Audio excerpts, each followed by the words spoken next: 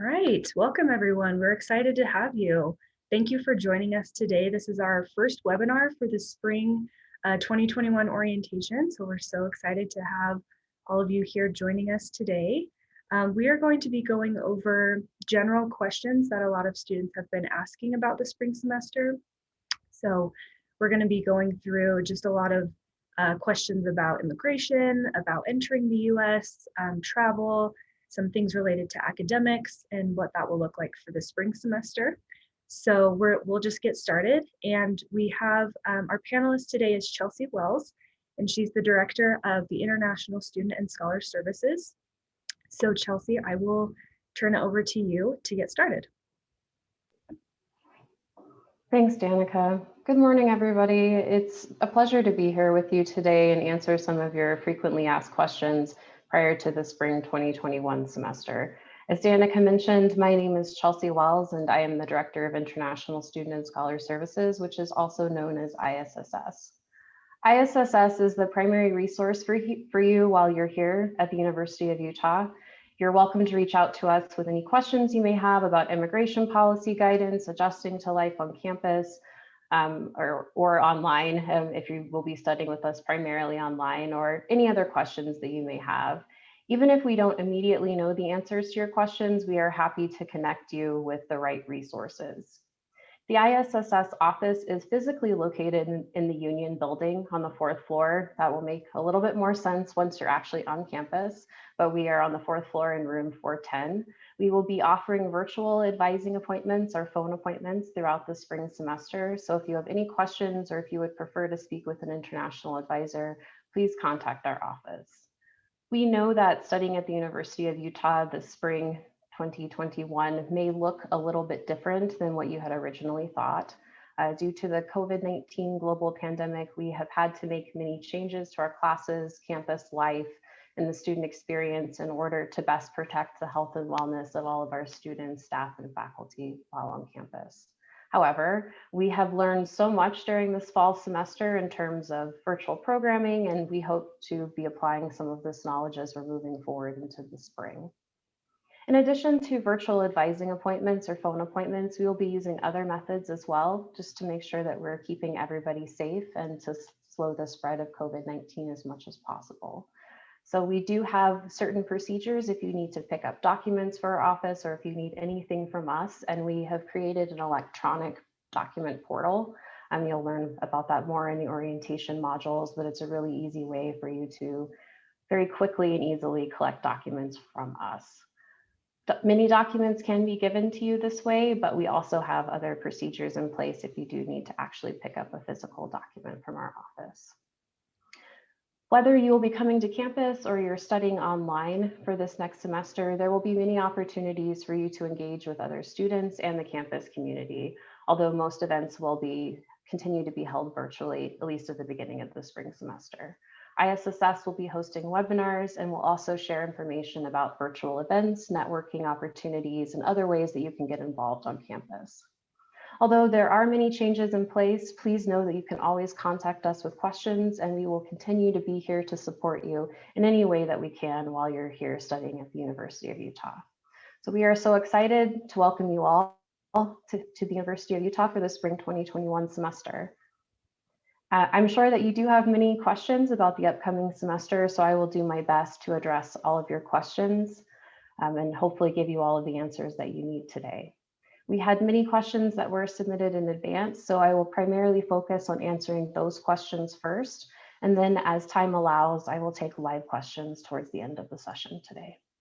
If you have any questions that are not answered, I encourage you to visit the ISSS website, and that it can be found at isss.utah.edu.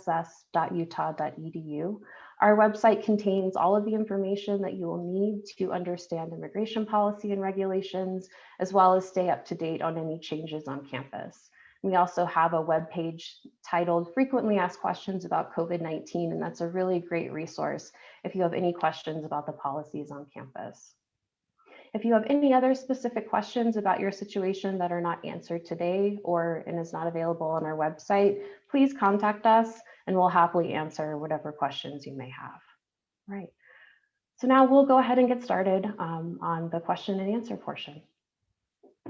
All right, thanks, Chelsea. So our first question for you is, as a new student entering the US for the fall semester, how many credits do I need to register for? Yeah, so as a new student in the United States for the spring 2021 semester, you will be expected to maintain full-time enrollment.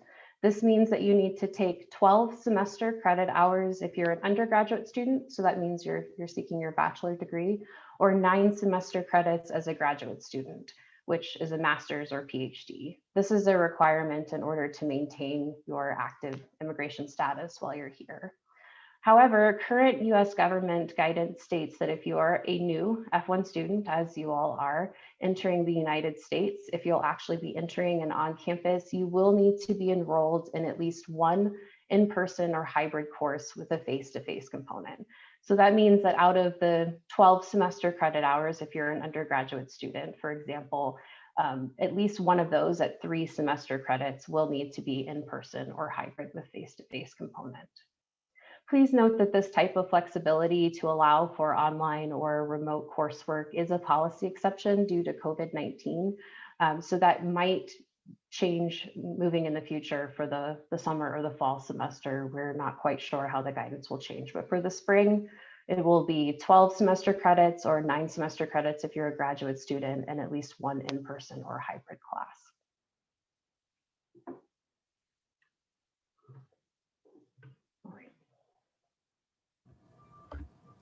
Okay, thank you. So the next question is, how can I find out which of my classes are online, hybrid, or in person?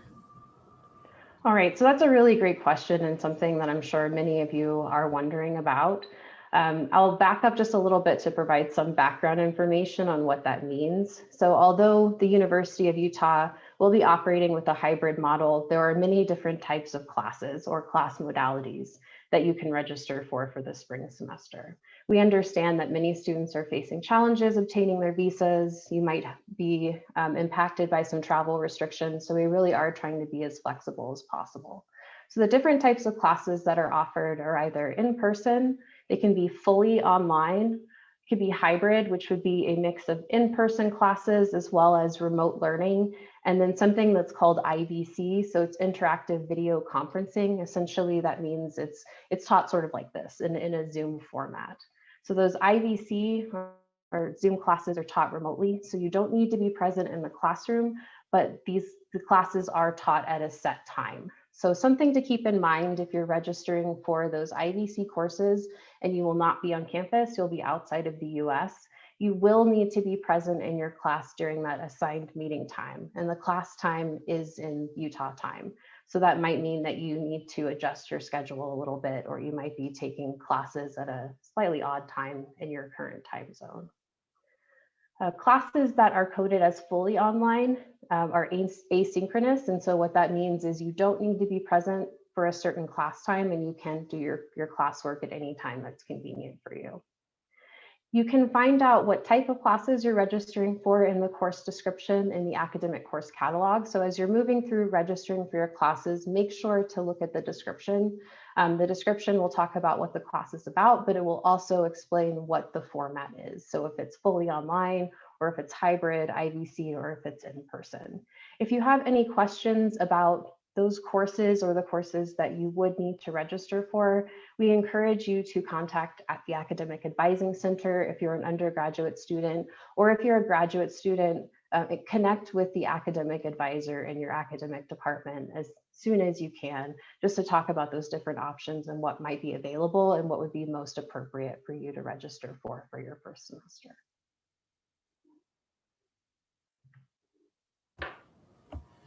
Okay, thank you. The next question is, will transfer students be required to register for 3 in-person or hybrid credits like other incoming international students? All right, so the answer to that is it depends. And I know that that's not a great answer. It's not a yes or no situation, but it really does depend on what you mean when you say that you're a transfer student.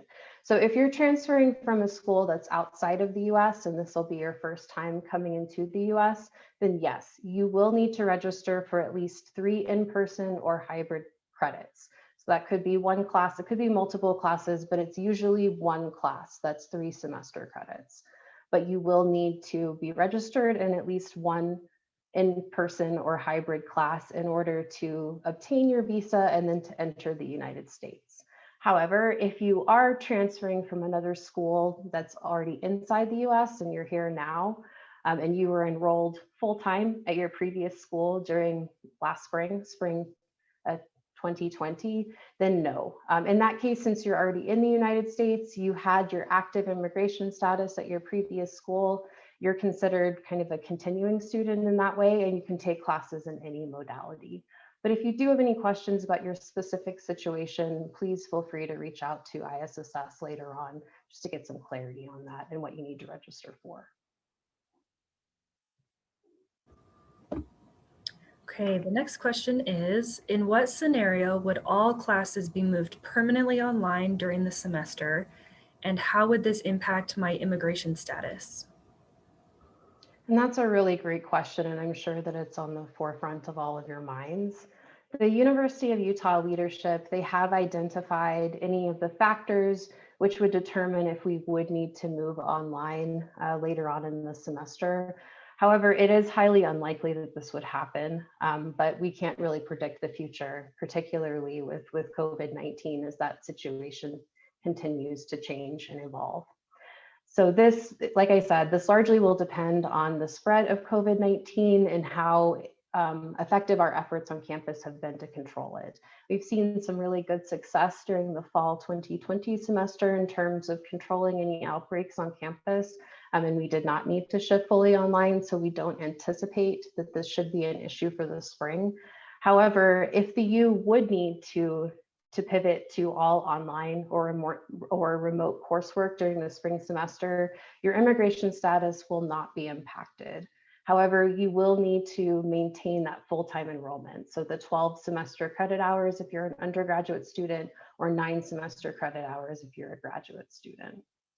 But as long as you're maintaining your full-time enrollment under the current government policy guidance, if those classes are moved permanently online due to COVID-19, your immigration status should not be impacted. Great, thank you. I have an autoimmune disease or other condition that puts me at a high risk for COVID-19. In this case, can I take all online classes and still remain in the US with my student visa?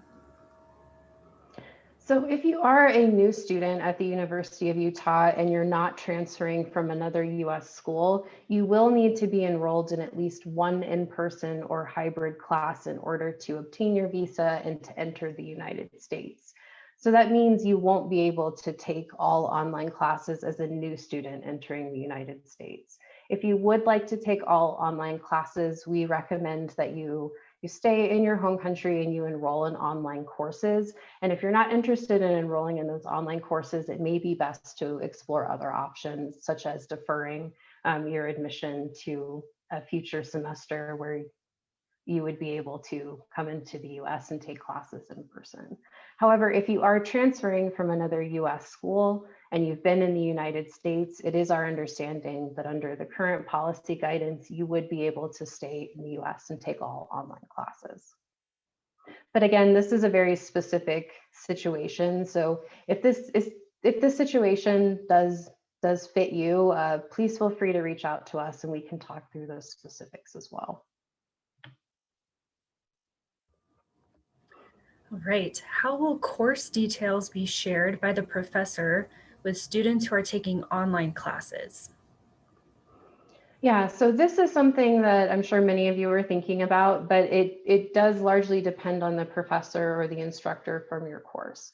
Most likely, the professor will be sharing all of those course details and requirements with students through something that's called Canvas. That you might be familiar with this, and if you're not, you will become pretty familiar with it once you start your classes. This is something that almost all instructors will use, particularly for online classes. However, your professor or instructor will be sharing more information with you about the requirements and where you need to log in once your class starts.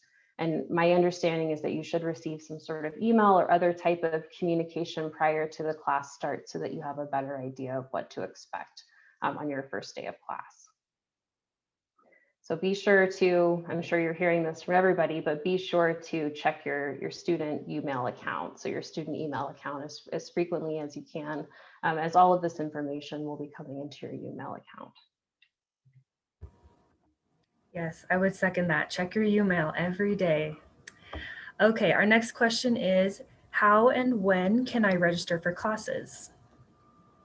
So you can register now for the spring 2021 semester, so that's some good news. If you haven't already registered, there is still time.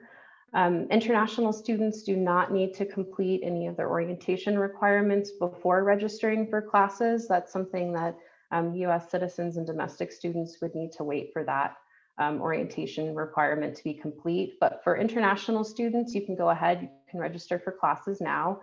And then for future semesters, you will be assigned a specific registration event.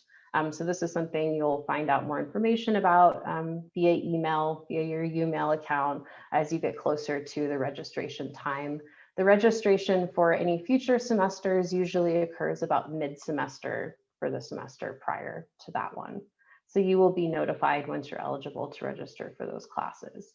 But as a new student coming in for the spring, you can register now. And if you have any questions about what types of classes you need to register for, particularly as it may relate to your intended major, we recommend contacting the Academic Advising Center if you're an undergraduate student, or your academic department's academic advisor if you're a graduate student, because that would be very specific for those requirements. And your academic advisor can answer all of those questions and really help you through the registration process. Okay, who should I contact about specific questions related to my academic program or class schedule? So similar to the last question, your academic advisor is really your best resource here. In ISSS, we can help answer some questions, but we're more likely to connect you with your academic advisor or the Academic Advising Center if you're an undergraduate student. So we do recommend getting to know who your academic advisor is. If you're an undergraduate student, the Academic Advising Center has some really great information, and you can also search for who your assigned academic advisor would be and schedule appointments with them online. For graduate students, you may have already received some information from the academic advisors for that particular program. But if you haven't, we encourage you to reach out to your academic advisor. The information on who that academic advisor is listed on each academic department's website if you haven't already received that information. So again, we encourage you to contact your academic advisor early and to ask any questions that you may have about your specific class schedule and what would be best for you to take, particularly for your first semester.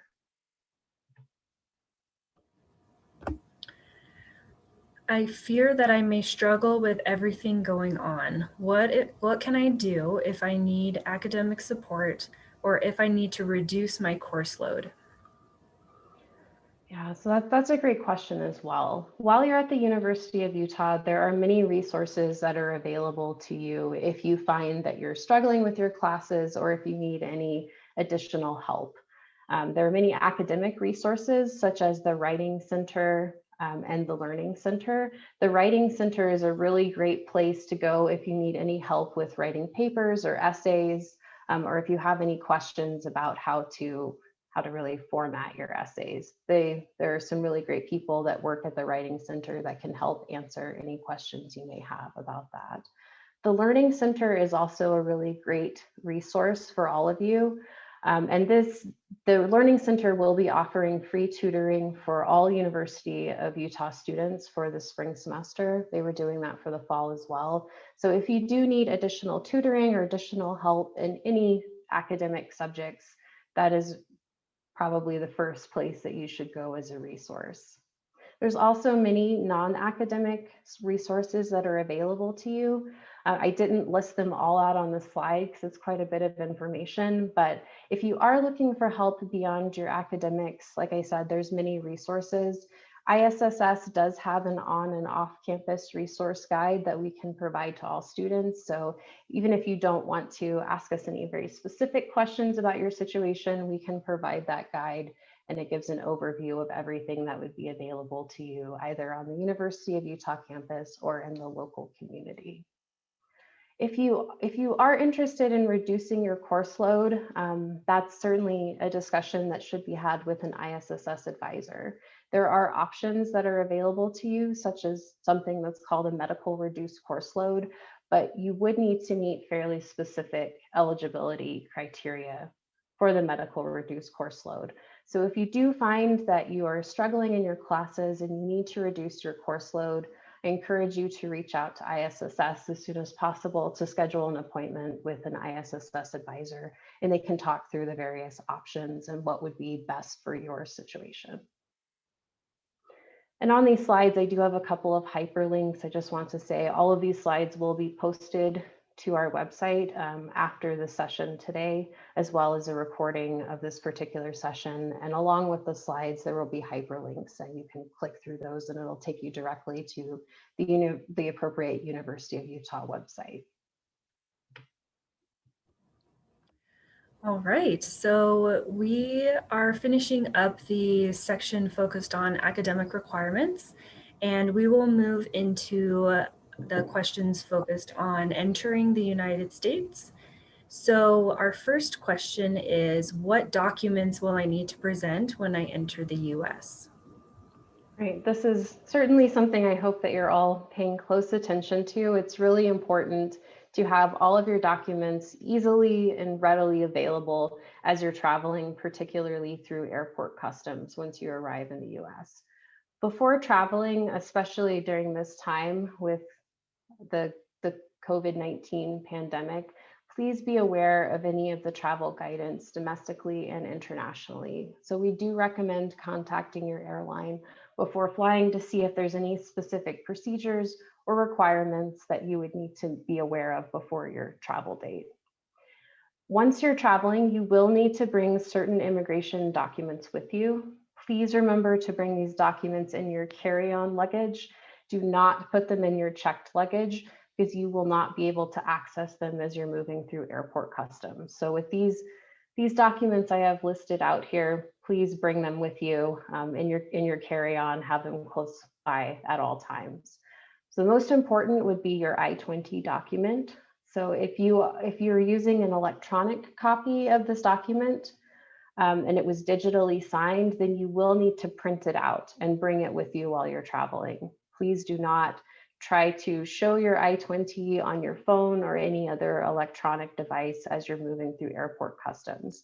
You will need to print it out and then complete the section of the I-20 that's called student attestation. If you have any questions about that, again, please feel free to contact us in ISSS. We also recommend that you print out current guidance from the U.S. federal government, which indicates that these I-20s can be issued electronically. And again, I will put the hyperlink in this slide and that will be available to you. This information and the link is also in the frequently asked questions due to COVID-19 website that's on our webpage. And we can also post that in the chat if it's more helpful for all of you to be able to find that quickly. The other documents you will need is your valid passport. It's pretty obvious when you're traveling anywhere internationally, as well as your valid US visa. All right, the next question is, are students from certain countries banned from entering the US? And if so, what are their options? So yes, there are students from certain countries that are restricted from traveling into the US at this time due to COVID-19. The US president issued a presidential proclamation in March 2020, so last March, which does prevent certain individuals from traveling directly from certain countries and entering the US if that person has been in the country within the last 14 days. So the countries that are included in this presidential proclamation include Iran, China, Brazil, and then certain areas of Europe. There are 26 European states that are listed there. However, for students that are traveling from Europe, exceptions have been made for these students as long as they're traveling with their valid F1 student visa. Therefore, students who are traveling from this area would be able to enter the United States even if they've been in one of those countries within the last 14 days. For students traveling from Iran, China, and Brazil, there unfortunately are not exceptions that are being made at this time. So if you are traveling from one of these countries, you have a few different options. You may choose to defer your admission to a future semester. This is a process that's done through the Office of Admissions. If you're interested in deferring your admission, please contact the Office of Admissions for more information about that process. The other thing you can do, the other option that's available, is you can choose to take all online courses from your home country and then enter in the future. There might be other options as well for the spring semester, but it really is a personal choice between you and your family. So if you have any other questions about that and your options, again, please contact us in ISSS and we can talk through your specific situation. All right, next question. Will I be required to quarantine after I enter the US? Yeah, so the US doesn't currently have any formal nationwide policy about this in place. However, the University of Utah does have its own policies, and it follows all of the recommendations from the United States Center for Disease Control Center for Disease Control, the CDC. So you may hear that term quite a bit while you're here in the US. If you will be living on campus, you will be tested for COVID-19 upon arrival. So it'll be one of the first things that you do when you get to campus. If you have a negative test result, you do not need to quarantine or self-isolate. You can just start going to classes right away. If you will not be tested upon arrival, and you will not seek testing upon arrival, then you will need to plan to quarantine for 14 days prior to starting classes. There are many options for testing that are available for students right now, especially if you're living on campus, but if you're not living on campus, additional testing will be available at the University of Utah beginning in January. And I believe that you should, as new students, should be receiving that information directly from the university over the coming weeks. All right, the next question is, what is the latest date that I can safely attempt to enter the US for the spring 2021 semester? So if you will need to arrive late, so that's any time that is after the first day of class, which is January 19th, you should let ISSS know immediately of your travel plans. And then depending on when you're scheduled to arrive, we may issue a letter of support to you just to help clear up any questions that may come up as you're passing through airport customs. Just know that anytime you're arriving after the first day of classes, which again for this spring semester is January 19th, there is some risk that's involved. Customs and Border Protection officers at the border will look at your I-20 and they will specifically look at the start date that's listed on it. The start date for your I-20 will be January 19th, or it might be listed as January 11th. The reason why there might be a small difference in these dates is that the original start date for the spring 2021 semester was January 11th, and then recently the university made a change to start classes on January 19th, just to allow some additional time for students to arrive and to better help reduce the spread of COVID-19, especially as people are traveling over the holidays. But if you are entering after January 19th, it is Customs and Border Protection officers' decision to allow you to enter. Students generally have flexibility to enter the US for about 2 to 3 weeks after the start date that's listed on the I-20. However, if you're planning to arrive later than that, the risk of being denied entry and being sent back home increases. So that risk becomes much higher. If you will be arriving after late January, so about January 29th, like I said, the risk is much higher, and we do not recommend attempting to enter the US after late January. Not only will the risk of denial go up considerably, it doesn't really put you in the best position to have a successful semester.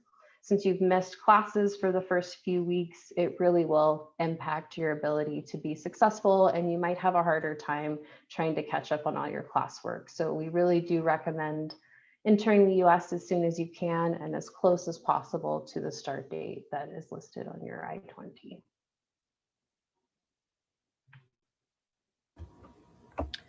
Okay, is it okay to travel within the US after I enter? So yes, while you can travel within the US after you enter and begin your studies, it will not cause any issues with your immigration status. However, as you likely are aware, there are high transmission rates of COVID-19 in the United States right now, and therefore we advise against travel to any areas that have those high transmission rates.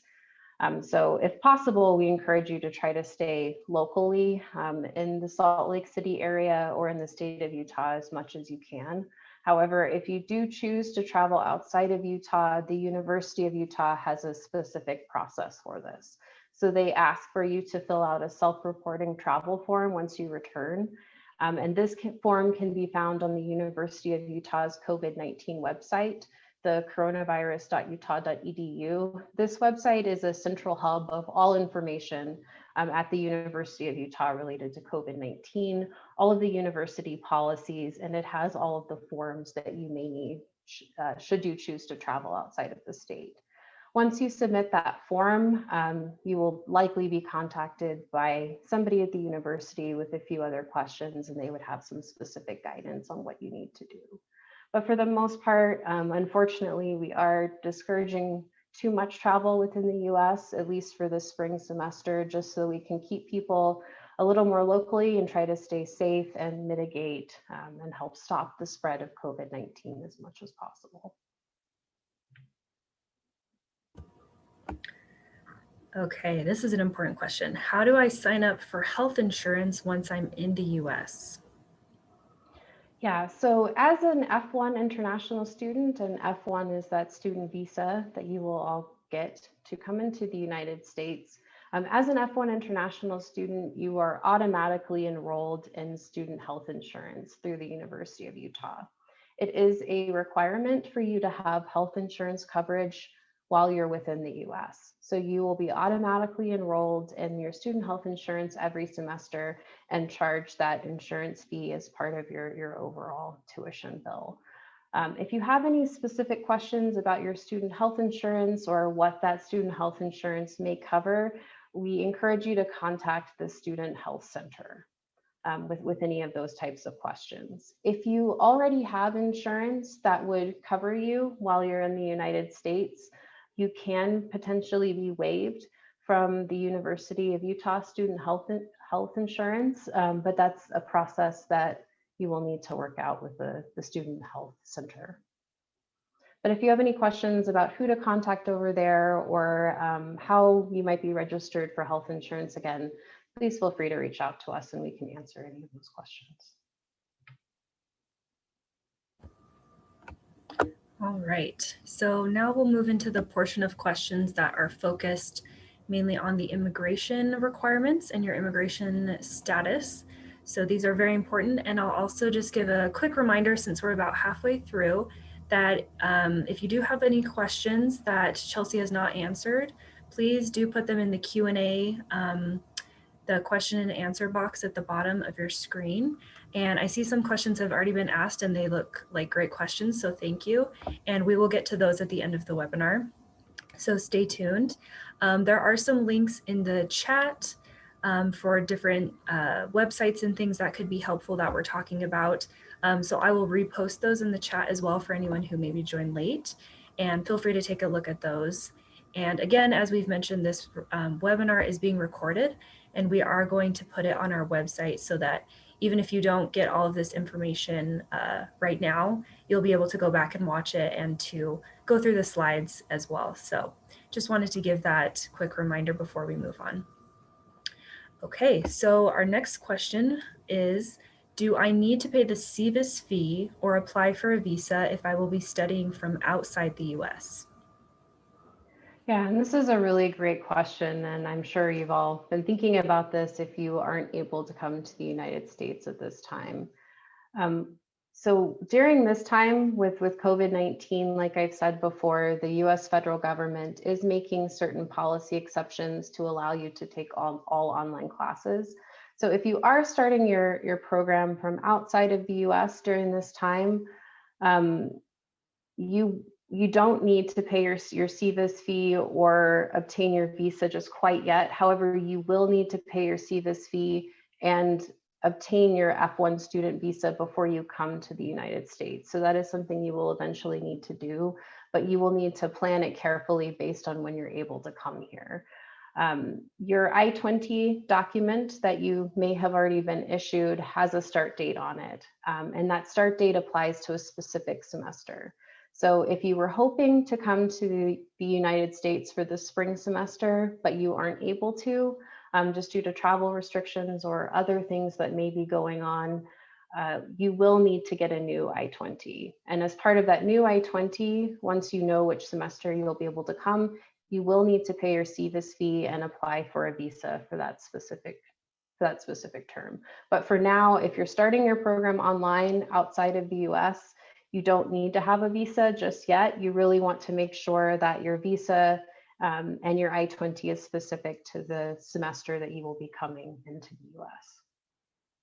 So if you're starting your classes online now, please wait to request your new I-20 with the future semester date, probably either the summer or the fall. Then you can pay your SEVIS fee and apply for a visa so that your I-20 will have a correct start date when you're coming to campus. Okay, how far in advance should I apply for my visa? Yeah, this is a really great question, and there's many different considerations with this question. My answer on this slide is pretty brief because what it really comes down to is that question. It will depend on your current location and when you will begin applying for that visa. However, in general, we recommend beginning that visa application process as early as possible, particularly right now.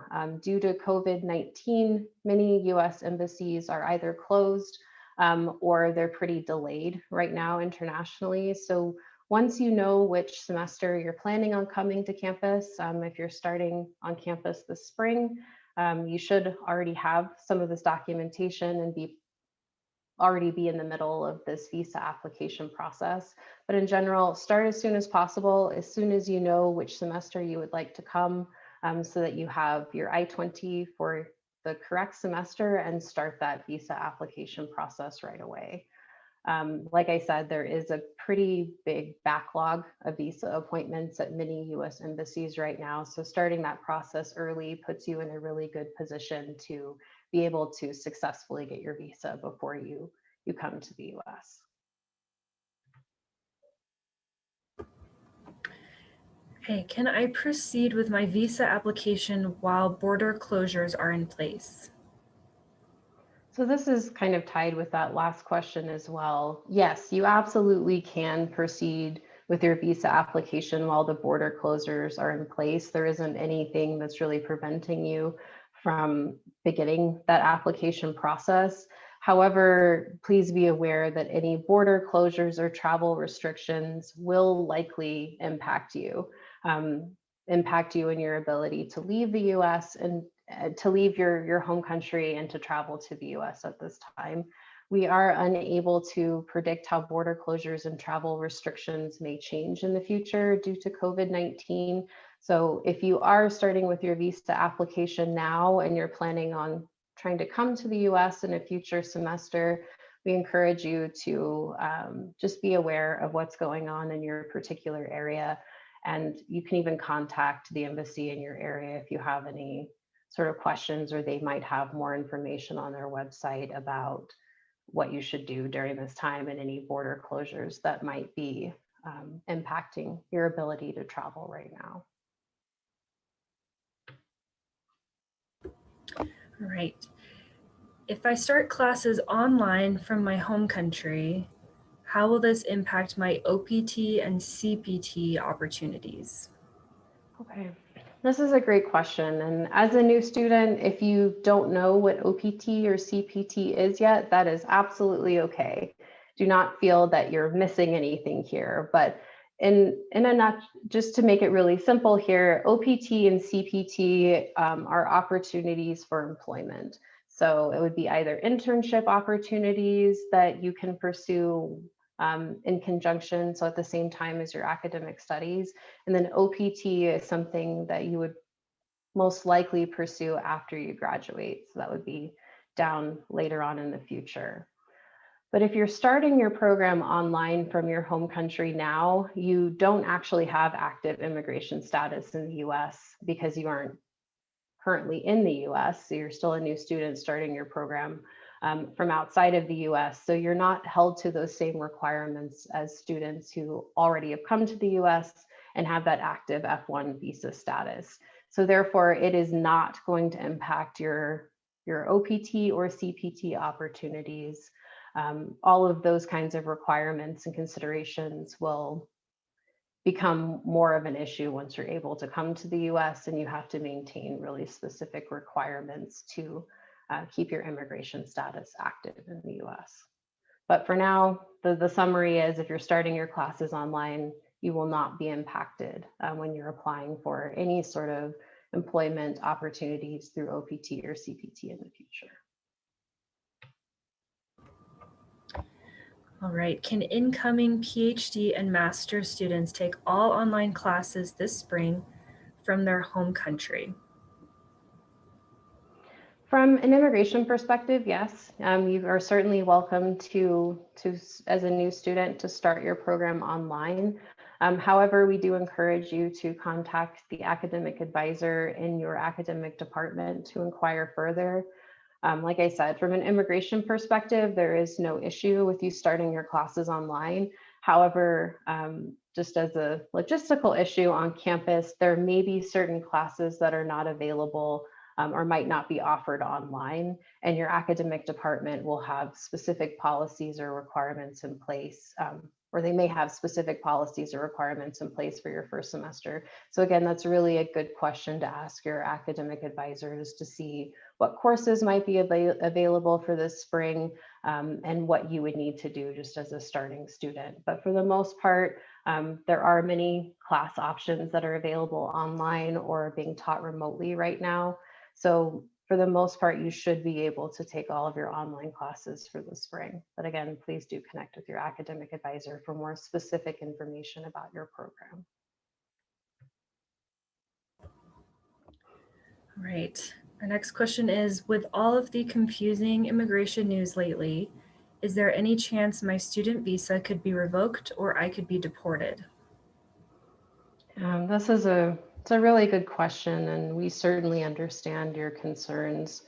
Immigration policy and guidance has been changing pretty rapidly over the last few months as it evolves, just due to this continued COVID-19 global pandemic, and we aren't able to predict what might happen in the future. However, current policy guidance is a little more flexible for students entering the United States to attend school at this time.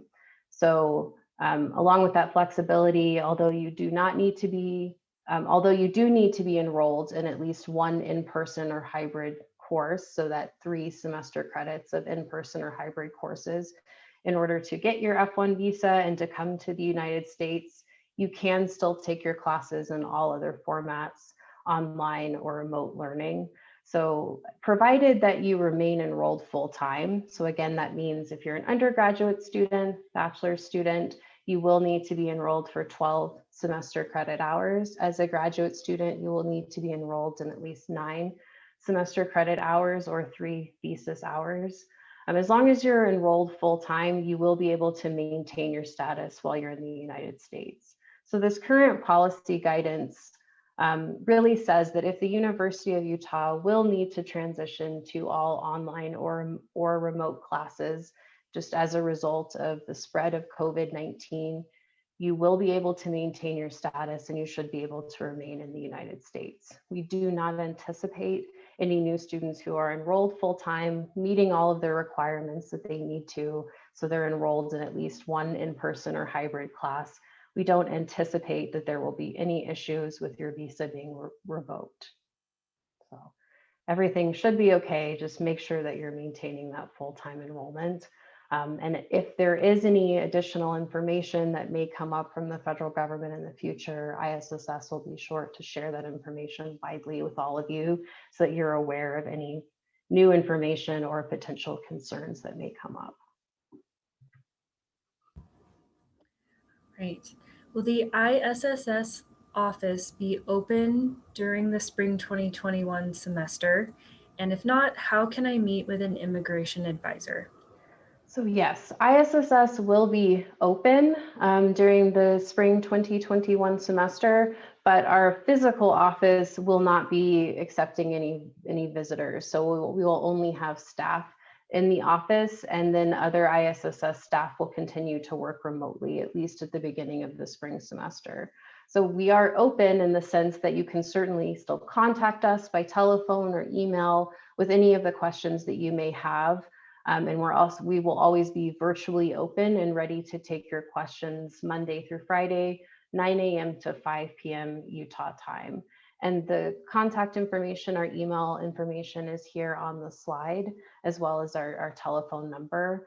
But all advising appointments will be held either over the phone or over a Zoom appointment during this time, and it's your preference. So you can choose when you're making your appointment if you would prefer to speak with an ISSS advisor over the phone or to have a Zoom session where you can talk face-to-face virtually. And again, we're only doing this to best protect all of you, to protect our staff and faculty during this time. But of course, if there is an emergency situation or a student is in distress, we can make certain exceptions and meet face-to-face as long as we're still doing everything that we need to do as far as university policy and COVID-19 recommendations go. So that includes wearing a mask and remaining socially distant of at least 6 feet or 2 meters. All right, so that wraps up the immigration portion of our questions, and we will move into questions more focused on admissions. So the first question in this set is, how can I defer my admission if I am not able to come to the US for the spring 2021 semester?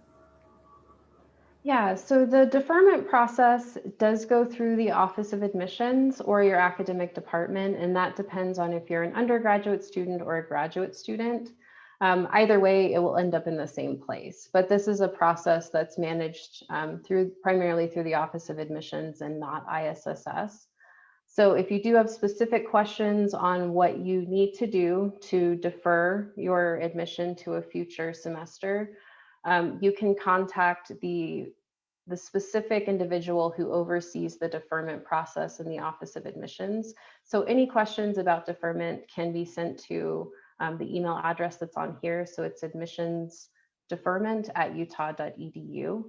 And then for a graduate, master's, PhD student, so for our graduate students, please contact your academic department first to notify them that you would need to defer and you aren't able to come to the US at this time. At the graduate level, you can work through your academic department and they will communicate any of that information to the Office of Admissions to formally defer your start semester within our student system to a future semester. But this is a process that's available for all of you right now. The Office of Admissions is fairly flexible with students at this time due to COVID-19.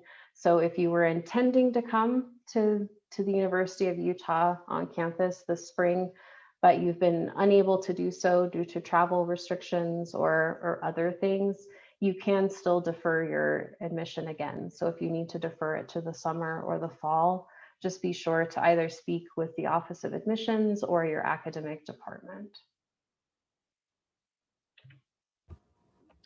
Okay, I requested a new I-20 for spring 2021. When will I receive it? So this is a really good question, but there are many different follow-up questions that would need to be addressed with that particular question. So if you have requested your new I-20 through ISSS, so that means you went into our U.Atlas student portal and you requested a new I-20 by filling out an e-form that's called Continuing Student Requesting Initial I-20. I know that that's quite a long title. That will be processed within 10 business days, and you will receive that I-20 electronically. You'll receive an email in your UMail account telling you specifically how you can access, download your new I-20. If you are working through the Office of Admissions, the International Admissions Office, to get that new I-20, I would suggest contacting them just to follow up on the status of that request, and you can email them at iao@utah.edu, and that email address is on the slide as well, and inquire about the status of your I-20. All right, what is the deadline to submit my academic transcripts? Yeah, so this is a great question. So as new students, you will all need to submit your academic transcripts. And if you don't submit your academic transcripts, a hold will be put on your student account. So your official academic transcript should be submitted to the Office of Admissions as soon as possible after you're admitted. However, there is a little bit of a grace period for you to be able to send in those transcript documents. If you do not send in the transcript documents, a hold will be placed on your student account, and this will prevent you from registering for your classes. However, it will not prevent you from registering for your first semester classes. So you have that grace period of the first semester. So for example, if you're starting your studies this spring 2021, a hold will be placed on your student account in February that will prevent you from registering for classes for next summer or fall until your academic transcript is submitted. But don't panic if you haven't submitted it by the first day of classes this spring. You do still have some time to do that before a hold will be placed on your account. All right, and this is our last question before we get to the Q&A. So if I defer to summer or fall 2021, can I just use the same I-20 I received for the spring, or do I need to request a new I-20? No, please do not use the same I-20 that you received from the spring. As you may have been able to figure out from the answers to some of the previous questions, you really do need an I-20 that is for the semester that you plan to come to the United States. So if you aren't able to come to the United States for this spring semester, do not use the same I-20. You will need a new I-20 for either the summer or the fall, depending on when you are planning to come to the US. So please make sure that you have an I-20 that has the correct start date on it. So I've talked about the start date a few times now, but it is the first day of classes for the semester that you will be coming here. So if you've received an I-20 for spring, but you aren't able to come, again, you will need to request a new one. If you are deferring to summer or fall, you will receive your new I-20 through the Office of Admissions. So again, if you have any questions about the status of your new I-20 from admissions, I encourage you to contact International Admissions. And again, that email address was on the previous slide here. It's iao@utah.edu, and they can answer any of those questions you may have about the status of your I-20 or the information that you need to send to them to get that processed. All right, so I think we have now finished with all of the previously submitted questions, but we do have a few questions that came up in the Q&A. So I'd like to answer those with the remaining time that we have. Yes, and it looks like there are quite a few questions about PhD students. So that's great. We have some PhD students in here. So we can maybe group those together. So PhD students, we'll get to your questions and answer them all together. But let's start with a question, sort of a two-part question, and you already have answered the first part of it, Chelsea, but not the second part. So the question is, do we have to enroll in at least one person class, which we've already answered? And then the second part is, do we need to show proof of that to the immigration desk at the airport? So yes, as Danica said, I've already answered, you do need to enroll in at least one in-person class. There is no guidance right now that's requiring for you to show your enrollment, any proof of your enrollment or what classes you're registered for at airport customs. However, to be careful and just out of an overabundance of caution, you may want to print out or just take a screenshot of your student enrollment in case you are asked any questions. And that will just help answer any of those questions really easily should they come up. But again, it is not a requirement for you to do so at this time. Great. Okay, the next question, I can help answer this too, is do we have to pay for the international student orientation? And I can just go ahead and answer that. So yes, you have to pay for the international student orientation if you are coming to campus this spring. So if you are planning to stay home and take all online classes from your home country, you don't have to pay the fee. You only have to pay it once you enter the US and are like taking classes on campus.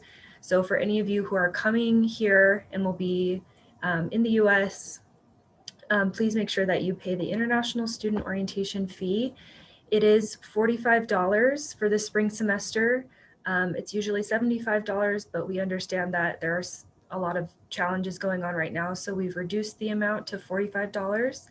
And the way that you can pay it is by going through your one of your pre-arrival checklists. So for students entering the US, you'll have to complete the inside the US checklist.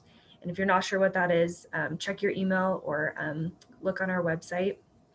But within that checklist, that online checklist, you will be able to find a link to pay for that $45 orientation fee. And if you do have questions, I'll put the orientation email in the chat, so you can just send me an email and I can help you find the link to pay for that. But again, students who will be outside the US for the spring, you don't need to pay it until you are actually in the US in a future semester. Okay, and then related to that is, will the international student fee of $150 be charged every semester for PhD students? But I think we can answer that for all students as well. Yes, so the international student fee of $150 is charged to all students for every semester of attendance. This fee is primarily goes to ISSS to help support our office so that we can continue to support and help all of you and answer any questions and help support you while you're here in the United States. So this fee is pretty critical for our office functioning so that we can really be here and be a valuable resource for all of you. All right. Okay, so there are two questions that maybe we can answer in tandem. So they're about COVID and COVID testing. So do we need to quarantine for 14 days when coming from outside the US, which you've already answered, even with a negative COVID test result?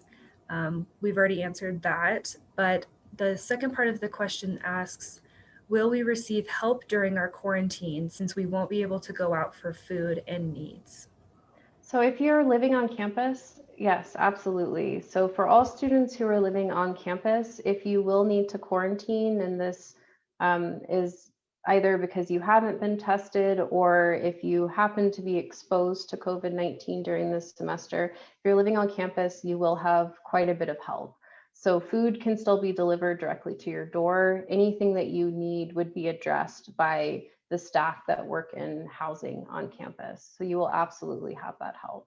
If you're living off campus, there are some ways to be able to get help if you will need to quarantine. So you're welcome to reach out to us. Any student who does need to quarantine due to exposure to COVID-19, this is something that we try to keep track of as closely as we can, and we work closely with the Office of the Dean of Students as well to make sure that all of your needs are met, and that if you need any accommodations or flexibility in your classes, that instructors have been notified and encouraged leniency and flexibility as much as possible during that time.